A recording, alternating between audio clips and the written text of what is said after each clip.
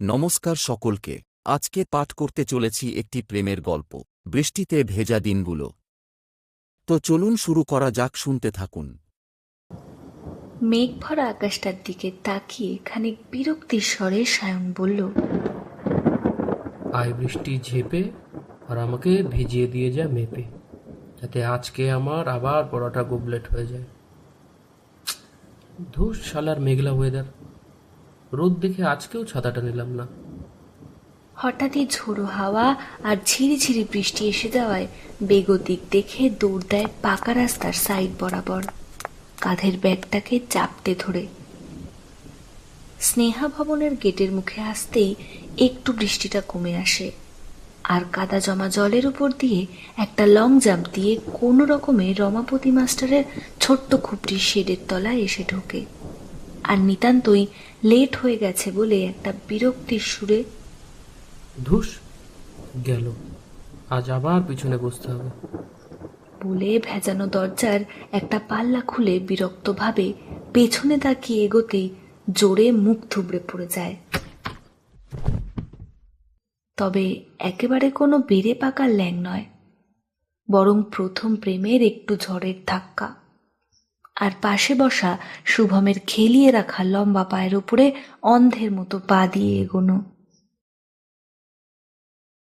দাড়িটায় হাত বুলিয়ে কোনো রকমে পিছনে বসা নতুন মেয়েটার সামনে গুটিসুটি মেরে বসে পড়ে সায়ন। তবে সে যে ওই মেয়েটাকে দেখে হোঁচট খেয়েছে, সেটাকে ধামাচাপা দিতে একটু তুতলিয়ে বলে ওঠে, আরে আরে এই তাড়াহুড়োতে হোঁচটটা খেলাম আর কি। সরি স্যার, লেট হওয়ার জন্য আই এম রিয়েলি সরি। কিন্তু মেয়েটার মুখের বাঁকা হাসিটা সে লক্ষ্যই করল না। ও ওরে বাবা, ও স্যার এখানে না একটা আরশোলা, এটাকে প্লিজ কেউ ফেলে দে না। পোকা দেখে ভয়ে ভীতু মেয়েটা চেঁচিয়ে ওঠে। আর তখনই তুই পোকা দেখে ভয় পাস? আরে এ তো একটা চুনোপুটি রে। বলে এক মুঠোতে আরশোলাটাকে ধরে বাইরে ফেলে দেয় সায়ন, আর একটু হিরো হিরো ভাব করে শুভমকে বলে, পোকাকে কেমন বোকা বানালাম দেখ শুভ। পোকাকে বোকা নাকি মেয়েটাকে পটানোর চেষ্টায় আছিস বাবা গণিতজ্ঞ? বিড়ি খাওয়া ওই ঠোঁটগুলোর আড়ালে উকি দেয় শুভমের গজদাঁতটা। হাসির ঝলক খেলে যায় দুই বন্ধুর মুখে। ছুটি হলে মেয়েটার সঙ্গে কথা বলবে ভাবে, কিন্তু মেয়েটা তাড়াতাড়ি করে চলে যায়। তাই আর ওই বলার মুখের বুলিটাও মুখেই রয়ে যায়। শুধু বিহল চোখে লাল ফিতেতে মোড়া বিনুনি আর লাল পাড় সাদা শাড়ির দিকে তাকিয়ে থাকে সায়ন।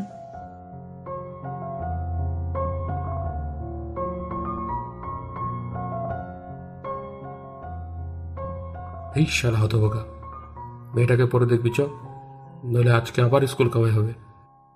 বিড়িতে একটা টান দিয়ে শুভম একটা মস্ত ঝাঁকুনি দেয়, আর অমনি সম্বিত ফেরে সায়নের।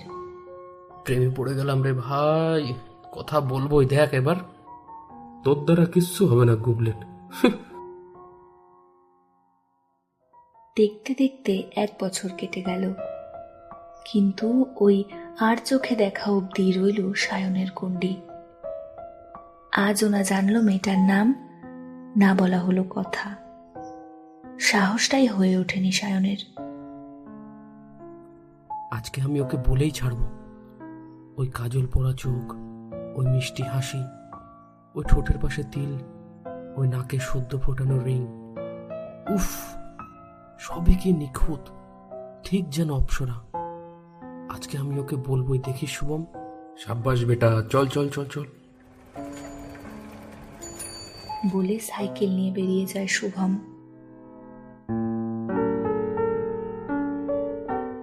দৌড়তে দৌড়তে ফেল লেট করে এসে ঢোকে টিউশন বাড়িতে, আর সোজা গিয়ে বসে একদম মেয়েটার পাশে। এতদিনে সবকটা ছেলে মেয়ে বুঝে গেছে যে সায়নের শতরূপাকে ভালো লেগেছে। তবে শুধু অধরাই রয়ে গেল শতরূপার এই ব্যাপারটা জানা। নামটা যে শতরূপা সেটা সায়ন জানতে পারে আগের দিন খাতা দেওয়ার সময় স্যারের কাছ থেকে। আচ্ছা, তো নাম তাহলে শতরূপা। স্যার খালি রূপা রূপা করত। উফ, কি ঘোল খেলাম। পরের দিন তো আমি ওকে প্রপোজ করেই ছাড়ব। অবশ্য শতরূপা পড়তে না এলে সায়নের দিনটা বেশ বেকার কাটত। তাই সে শতরূপাকে আরো দেখবে বলে গেল শতরূপার ফিজিক্স মাস্টারের কাছে পড়তে। পুরনো কীর্তিগুলো ভাবতে ভাবতে কখন যে ছুটি হয়ে গেল বুঝতে পারেনি সায়ন। ছুটি হওয়া মাত্রই সে আগে চলে যায় আর অপেক্ষা করতে থাকে কখন শতরূপা আসবে, কখন শতরূপা এসে আগের দিনের খাতা কারেকশন করবে। আজ আমি তোকে বলেই ছাড়বো, বলবই। তুই কি মানে আমাকে বল না, বল না, হ্যাঁ কিনা বল না। শতরূপা মেন গেটে আসা মাত্রই শতরূপার কাছে গিয়ে বলে ওঠে সায়ন। জানি না। বলে একটা মৃদু হেসে চলে যায় শতরূপা, আর উত্তেজনাতে ঠকঠক করে কাঁপতে থাকে সায়ন। উত্তরটা জানি না হওয়াতে একরকম হতাশ হয়ে গেলেও পিছু নেয় শতরূপার, আর পেন কেনার আছিলাতে দোকানের দিকে গিয়ে শুনতে পায় সিমরান শতরূপাকে বলছে, হ্যাঁ বলে দে ওকে রূপা। জানি না, লেট হয়ে যাবে, পড়তে চল। আচ্ছা চল তাহলে। বলে সিমরান পাশের গলি দিয়ে পাড়ার ভেতরে চলে যায় শতরূপার সাথে, আর ফ্যাল ফ্যাল করে চেয়ে থাকে সায়ন সেই দিকে। সেই দিনের পর থেকে খানিকটা সাহস এনে প্রায় রোজই কথা বলতো শতরূপার সঙ্গে, কিন্তু তাতে শতরূপার সায়নের প্রতি ফিলিংসের ব্যাপারটা হ্যাঁ আর নায়ের মাঝখানে কুয়াশাচ্ছন্ন ভাবেই শেষ হতো। তাই ওই টুকটাক কথাতেই রয়ে গেল সায়ন। তবে হোয়াটসঅ্যাপ নাম্বারটা একদিন চেয়ে পেয়েও গেল। মেসেজ সিন হওয়া সত্ত্বেও শতরূপার রিপ্লাইয়ের কোনো নাম ঠিকানা দেখা যেত না। ধুর, উত্তর দেয় না কেন? কি এমন ব্যস্ততা? বোধহয় কোনোদিনও আমার হবে না। খানিকটা হতাশার সুরে বলে ফোনটাকে ছুঁড়ে ফেলে দেয় বিছানার উপরে। আর বিকেলের রোদ যেখানে শেষ হয়েছে সেই পাঁচিলটাতে ভাবুক হয়ে তাকিয়ে থাকে অস্তগামী সূর্যের দিকে। তুই কোনোদিন আমার হবি না জানি। তুই একটা গিরগিটি, কেবল আমাকে টানিস আর রং বদলাস। কেন উত্তর দিস না আমাকে? যা, বেরো, কোনোদিন আর কথা বলবো না। অনুদু ঠিকই বলে, প্রথম সারির মেয়েরা বেশি ঘ্যামযুক্ত হয় আর তাদের কাছে ফিলিংসের কোনো দাম নেই। কিন্তু তোর উত্তর যদি না হয় তাহলে বলতে তো পারতিস, এরকম ভাবে না ঘুরিয়ে। রেগে গিয়ে কথাগুলো বলে হোয়াটসঅ্যাপ অফ করে দেয় সায়ন। অনেক হয়েছে আলেয়া, এসব আমার জন্য না। আমি আর ভাববই না এসব নিয়ে। মনে মনে বলে, আর সন্ধ্যাবেলাতে খাতা কিনতে দোকানের দিকে পা বাড়ায় সায়ন।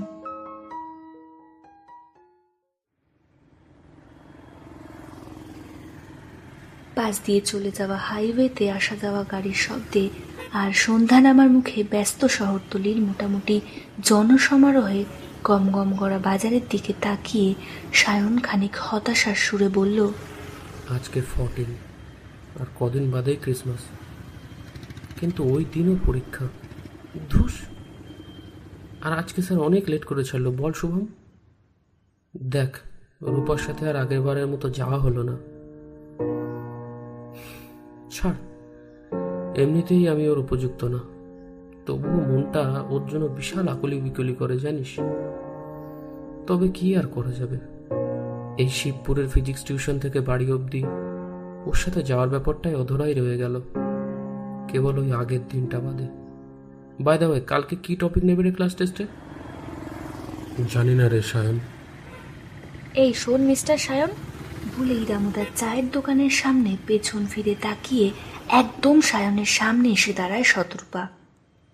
আমি গিরগিটি, আমি নাটকবাজ, তাই না? সাহস কি করে হয় তোর এসব বলার? লজ্জা করে না তোর?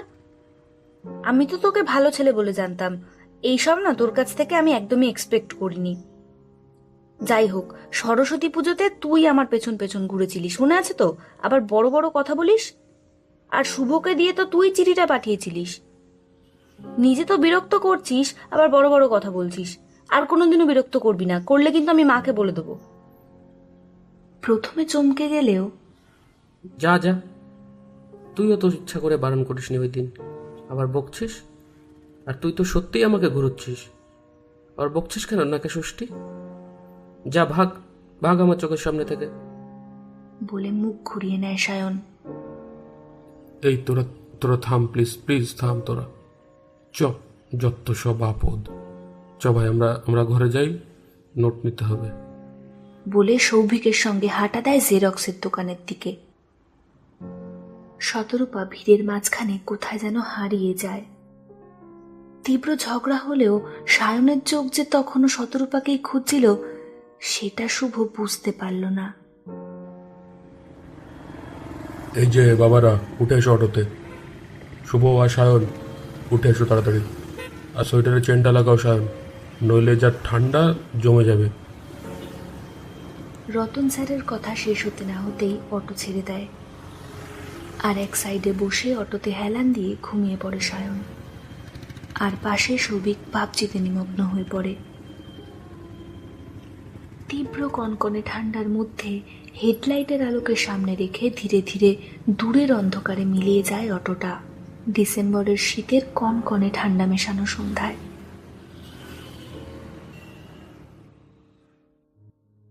ডিসেম্বর প্রায় শেষ হতে চলল রে শুভম, আর কদিন বাদেই তো মাধ্যমিক। কি হবে বলতো? হ্যাঁ, সে তো ভগাই জানে। একটা সিগারেট খেয়ে আসি চ, আর বাইরেতে ঘুরে আসি, তারপর পড়বো খানি।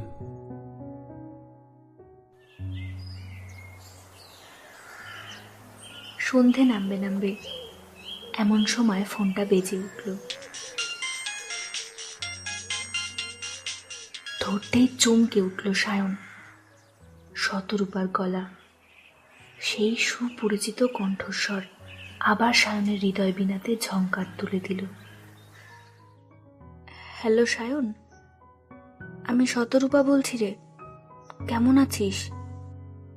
উত্তেজনাতে সে ফোনটা কেটে দিল আর হৃদয়ের ধুকপুকানির জায়গাটাতে ফোনটাকে চেপে ধরে রাখলো বেশ কিছুক্ষণ।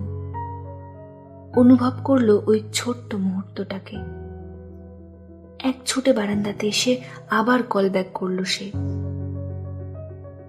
হ্যালো হ্যালো শতরূপা, মানে আমি বিশ্বাস করতে পারছি না, এটা তুই? উফ, কি কি আনন্দ যে আমার। বলতে বলতে অপ্রত্যাশিত প্রাপ্তি হলে যেমন উল্লাস হয়, তেমনি এক হাসি আর অনাবিল আনন্দে ডুবে গেল সায়ন। থাক থাক, অনেক হয়েছে। কেমন আছিস বল আগে। আর I am really very sorry রে সেই দিনের ঘটনাটার জন্য। আমিও সরি রে, তোকে ওভাবে বলাটা আমার ঠিক হয়নি, কিন্তু আমি তোকে শুধুমাত্র খোঁচানোর জন্য বলেছিলাম। এত বড় বড় লম্বা লম্বা কথা বলে ফেলেছি, কি করব বল? তোর উত্তর না দেওয়া যে আমাকে পাগল করে দিয়েছিল, তাই ভাবলাম একটু রাগিয়ে দেখি। সরি রে, কিছু মনে করিস না। উফ, তুই না সত্যি একটা কিংভূত। এসব কেউ করে বলতো? সত্যি পারিসও বটে। কতটা কষ্ট হয়েছিল জানিস আমার। যাই হোক, এরকম আর করবি না কখনো, বলে দিলাম। শোন না রে, কালকে তুই পড়তে আসবি, তাহলে আমি নোটসগুলো নিয়ে যাব ফিজিক্সের, বুঝলি? এখন কি করছিস রে? ওই বসে বসে আমার স্বপ্নপুরীর সাথে একটা স্বপ্নময় মুহূর্ত কাটাচ্ছি।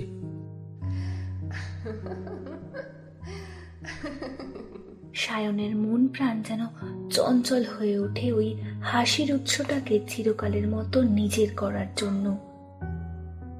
যেই হাসি তার হৃদয়ে ক্ষণিকের উপস্থিতিতে প্রবল ঢেউ তুলতে সক্ষম, সেই হাসিতেই সে আজীবন ডুবে থাকতে চায়, তাতে মৃত্যু হয় হোক। এইসব ভাবতে ভাবতে বিভোর হয়ে যায় সায়ন। হঠাৎ ঘোর কাটে ওপার থেকে ভেসে আসা সেই মিষ্টি আওয়াজে। কি রে, চুপ করে গেলি যে?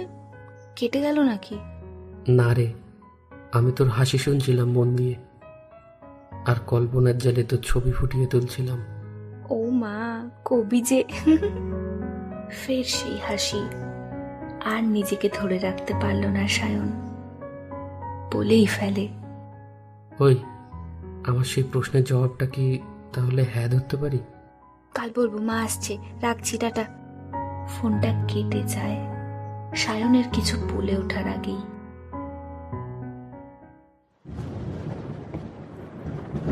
পরের দিন জেরক্স সেন্টার থেকে বেরোনো মাত্রই আবার মেঘলা আকাশের দিকে তাকিয়ে সায়ন শতরূপাকে বলল, আজকে আবার বৃষ্টি আসবে বোধহয়। শীতকালে বৃষ্টি ভাবা যায়?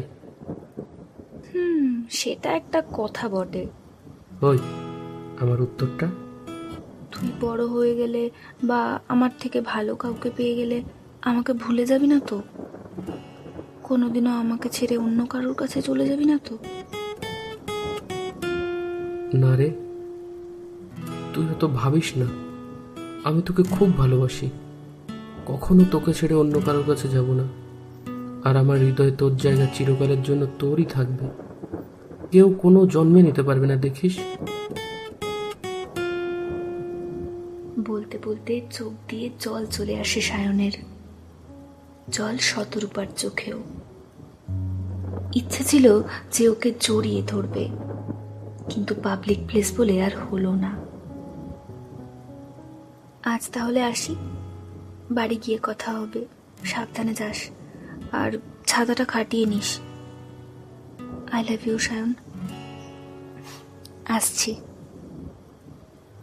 শতরূপা স্ট্যান্ডে আগত বাসের দিকে চলে যায়, আর ঝুপ করে বাসে উঠতেই বাসটা স্ট্যান্ড ছেড়ে দিয়ে ধীরে ধীরে রজনী রোড ধরে পল্লবপুরের দিকে একটু একটু করে মিলিয়ে যেতে থাকে। সেই সঙ্গে একটা আগত বৃষ্টির চামড়া সব কিছুকে ঢেকে দেয়, আর তাতে ভিজতে ভিজতে সায়ন চেয়ে থাকে শতরূপার চলে যাওয়ার পথটার দিকে। আই বৃষ্টি ঝেপে, প্রেম দে মেপে, যা বৃষ্টি চলে যা, শতরূপা শুধু আমার হয়ে যা।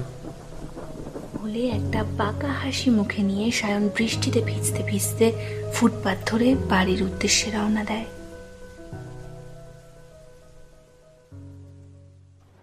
বাহ, বেশ দারুণ লিখেছ তো। সবই তো মনে আছে ঘটনাগুলো, কিছু কিছু বাদ গেছে, তাও খাসা হয়েছে। কিন্তু তা তোমার আমাকে সেই দিন জড়িয়ে ধরতে ইচ্ছে করছিল, কই বলনি তো আজ পর্যন্ত? ইয়ে মানে পাছে তুমি ওই আর কি বকো, তাই আর বলিনি। থাক বাপু, আর অত ঢং করে লাভ নেই।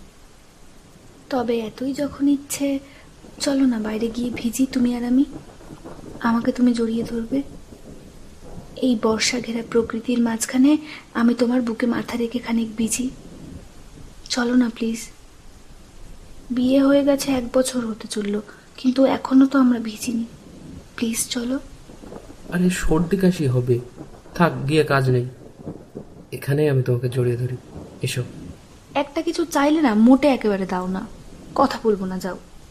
আরে বাবা, আচ্ছা আচ্ছা, তুমি রাগ করো না, চলো। বাইরের উন্মুক্ত প্রকৃতিতে বর্ষার প্রবল বর্ষণের মাঝে সায়ন আর শতরূপা এসে দাঁড়ালো উঠোনে। তারপর সায়ন জড়িয়ে ধরল শতরূপাকে। শতরূপাও সায়নের বুকে মাথা রেখে বৃষ্টি ভেজা বুকে শীতলতার মাঝেও হৃদয়ের ধূপকানিতে ভালোবাসার এক অনাবিল উত্তাপ অনুভব করল। আয় বৃষ্টি ঝেপে, ভিজিয়ে দে মেপে। ধুস, হলো না। তবে আয় বৃষ্টি ঝেপে, প্রেম দে মেপে, যা বৃষ্টি চলে যা, শতরূপা তুই আমার হয়ে যা। বাবা, কত ভালোবাসো গো। আচ্ছা হয়েছে, এবারে মুখটা বন্ধ করে আমাকে ধরো তো, ভিজি দুজনে একসঙ্গে। বলে সায়নের বুকের মধ্যে মুখটাকে গুজে দেয় শতরূপা। আর প্রকৃতির এই প্রবল বর্ষণের জল তাদের ভালোবাসার এই অসীম মহাসাগরের প্রেমের পবিত্র স্রোতকে আরো গতিশীল করে তুলতে থাকে।